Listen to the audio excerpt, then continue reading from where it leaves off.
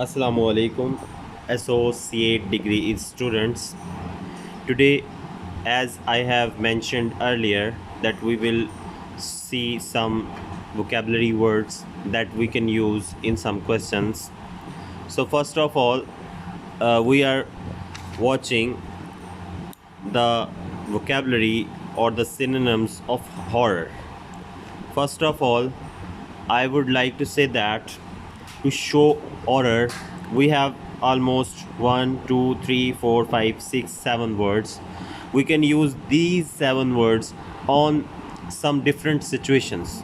I mean to say, when we have to describe fear or when we have to describe horror in the story, we can use these 7 words instead of horror. I mean to say, to describe the condition or to show the examiner that our English skills are good. Okay, so we can use scary, frightening, shocking, chilling, alarming, terrifying, and fearsome.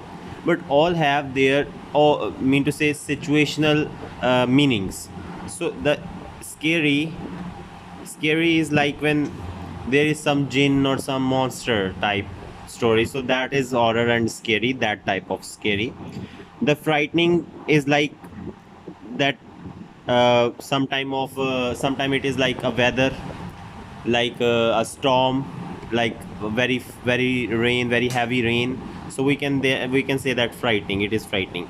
Shocking means when you saw something that was not expected, so that is shocking.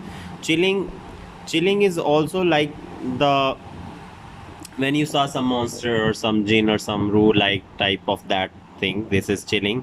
Alarming means when you have no water in your dams, when you have no money in your banks, so that is alarming. I mean to say, that is also horror or scary, but every time a word is describing some situation by itself.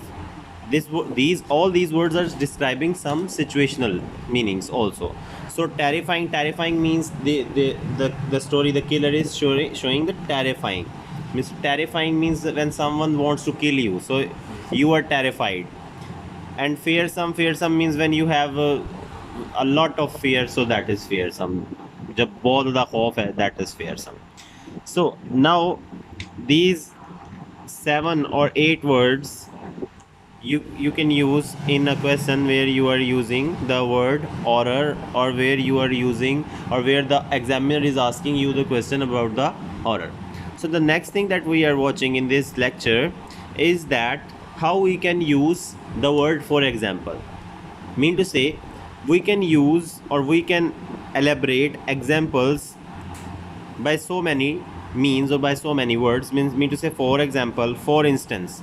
This is also means misal ke taur par.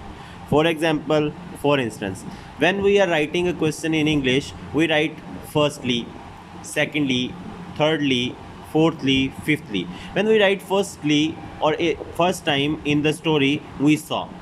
When we saw, then we write हमने कहा जी, हमने story में देखा, ऐसे हुआ, या ये खौफ की अलामत है. मिसाल के तौर पर हमने एक दफ़ा मिसाल के तौर पर फॉर एग्जाम्पल कह दिया. The second time, if we will write for example, it shows that our vocabulary is very weak. So we can write for instance, additionally, in other words, to give you an idea. This can be seen, when, or likewise. So these are all words which are showing for example. हम इसको कई जगह पर इस्तेमाल कर सकते हैं. ये वर्ड देने का मकसद क्या है कि अगर आपको फॉर एग्जांपल की ज़रूरत पड़ती है, तो अगर आपको 2, 3, 4, 5 क्वेश्चंस लिखने हैं, तो उनमें आप सारी जगहों पर फॉर एग्जांपल ना लिखते जाएं. मीन टू से, अगर आपको किसी किस्म की एक्सप्लेनेशन पूछी जा रही है, you have to explain a poetry piece, so you have to describe, mean to say, you have to write for example. You have to write in a question for example, then the second question you are writing, and you are also writing for example in that question, in third question, or in the poetry explanation you are writing always for example. So don't use a single word for example, but use some different words in different questions. So this is just the type of synonyms that I am going to give you, that you can use in your questions. Okay, understand that? You are understanding everything. So it is your tips lecture. After that we will see that what is our work today. Okay.